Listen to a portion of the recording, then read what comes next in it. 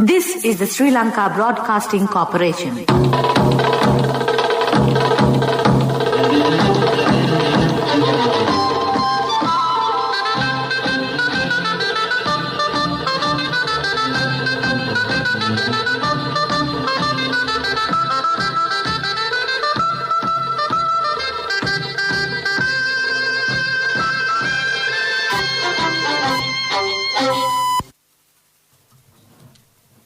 .45. This is the Sri Lanka Broadcasting Corporation. Here is a news edited by Romesh Piris and read by J. Yogaraj. First, the headlines. The Prime Minister says the government will uplift the fisheries industry. Lockdown of several areas in Colombo, Gampaha to be lifted from tomorrow. The government expects to reopen airports for tourists by early next year. COVID-19 recovery is on the rise. The first wind power plant to be declared open on Tuesday. New plans to eliminate overcrowding of buses. News overseas, a final throw of the dice, Britain and EU to resume trade talks. In sports cricket, Virat Kohli's side wins the T20 series with a game to spare. And those are the headlines. The Prime Minister Mahinda Rajapaksa says the government is paying special attention to uplift the fisheries industry. Speaking at the event of inaugurating the construction work of the Gandhara Fisheries Harbour today, the Premier said a special program has been initiated to uplift the livelihoods of fisher folk. Premier Rajapaksa noted measures will be taken to uplift the fisheries industry while safeguarding the ocean and meeting the demand of fish in the country and exporting fish to increase foreign reserves. Moreover, construction work of two more anchoring harbours at Mawella and Rakava were also commenced. The isolation status, which is currently being imposed in several areas, especially in Colombo and Gampaha district, has been revised. Accordingly, isolation in the Blumendal Police Division and Vijayapura Grama Division in the Vellampitiya Police area in the Colombo district has been relaxed with effect from 5 a.m. tomorrow. In addition to these areas, which have already been under lockdown in Colombo, namely Unipitiya Grama Division of Slave Island, 60 Wata Road in Cinnamon Garden Police area and Kokila Road in Vellavatta will be isolated from 5 a.m. tomorrow. In the Gampaha district, isolation status in the Kelaniya Police Division, Vattala area except 5 Gramanidar divisions, Keravalapitiya, Hekitha, Kurunduhena, Averivatta and Valikada Mulla and Paligoda Police area except 4 Gramanidar divisions, Paligoda Vatta, Paligoda Gangabada, Migahavatta and Pattiya North will also be lifted. Meanwhile, the Velagoda North GS division in the Kiribati will come under isolation from tomorrow morning. The number of COVID-19 cases identified in Sri Lanka thus far rose to 27,590 following the detection of 362 patients today. 285 of the new cases have been identified as associates of a Paligoda fish market, while 77 patients were identified from within prisons. Accordingly, the Minuwangoda Paligoda COVID-19 cluster increased to 24,036. Meanwhile, 370 persons who contracted the novel coronavirus recovered and were discharged from hospitals during the past 24 hours, increasing the total recoveries to 20,460. 6,993 persons, including 5 foreign nationals, are currently undergoing treatment for COVID-19 at 61 facilities across the country. This news comes to you from Sri Lanka Broadcasting Corporation. Sri Lanka Insurance Motor Plus Ladies Only, protecting you who drives our nation forward.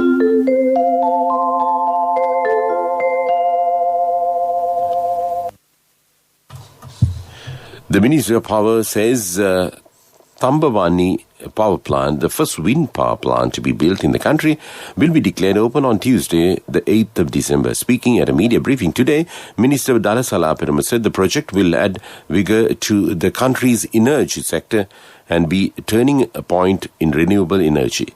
Minister Allah Peruma said President Gotabaya Rajapaksa in his election manifesto stated the country will be made self-sufficient and secure with regards to power. The minister added it also strengthen the economy. The State Minister of Transport, Dilip Amanagama, says arrangements have been made to operate 2 buses at the beginning of each journey from tomorrow onwards. He added the National Transport Commission has been instructed to operate 2 buses in accordance with the schedule, especially during school and office hours. The State Minister added that there are complaints and that some routes are overcrowded, and went on to say that the action would be taken under quarantine laws. The Ratana Sutra chanting organised by the Sri Lanka Broadcasting Corporation will be conducted from Veheragala Sri Purvarama Rajamahavikarya. The Piri chanting ceremony is being held for the 44th time and will be aired at 6:30 p.m. on SLBC Sinhala Commercial Service, City FM and Regional Services. And that's local news. Every morning, my drive is not just to work. I'm driving my nation's progress. Sri Lanka Insurance Motor Plus Ladies Only. An exclusive motor insurance designed for you. Up to 75,000 rupees worth instant claim settlements within 3 working hours. Call and move facility. 24/7 roadside assistance. And accommodation cost reimbursements at an accident. Sri Lanka Insurance Motor Plus Ladies Only. Protecting you who drives our nation forward. Only from Sri Lanka Insurance.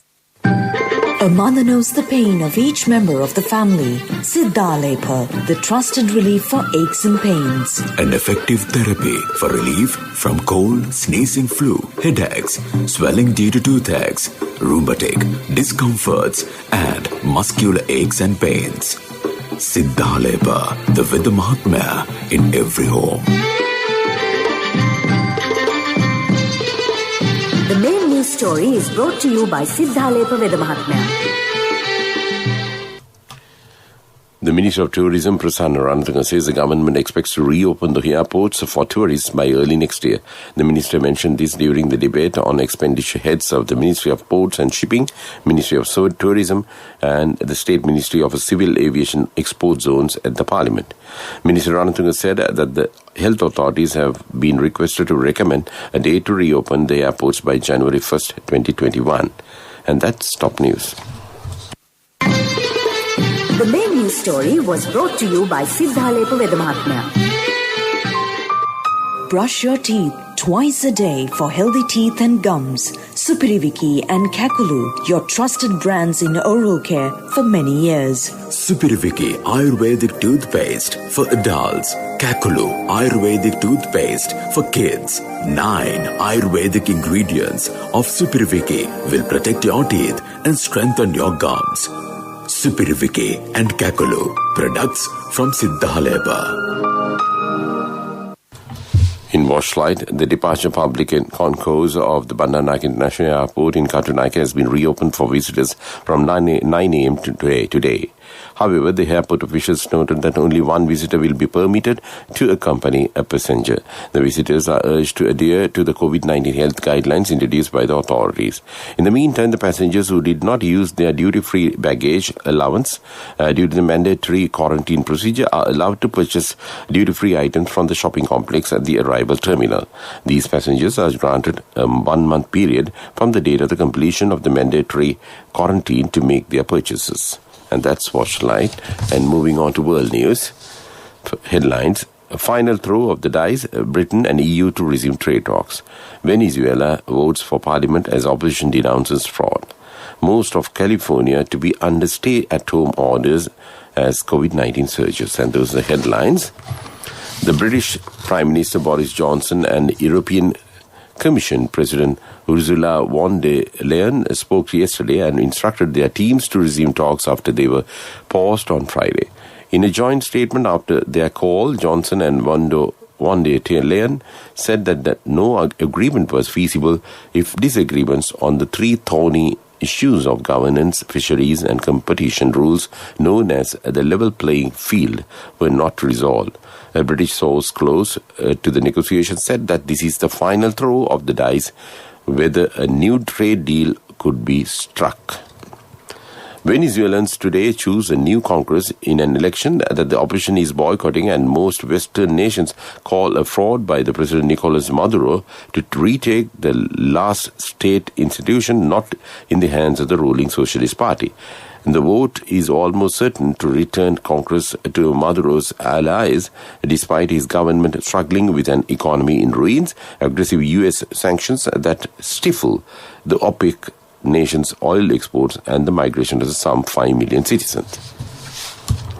California's two most densely inhabited regions and its agricultural breadbasket will be under stay-at-home orders by tonight as the COVID-19 pandemic strains hospitals in most of the populous U.S. state.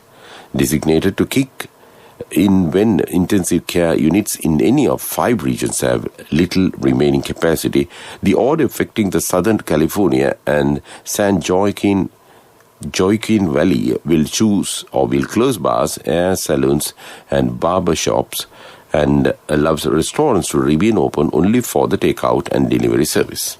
And that's world news. In development news, the construction work on the 100 megawatt wind farm in Mana, which is to have 30 wind turbines along its coastline, has been completed with 30 wind towers with a megawatt capacity of 33.45 watts per each tower.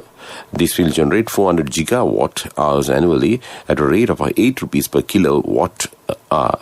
The first phase of the semi-dispatch-able wind farm will produce 100 megawatt of power to the national grid.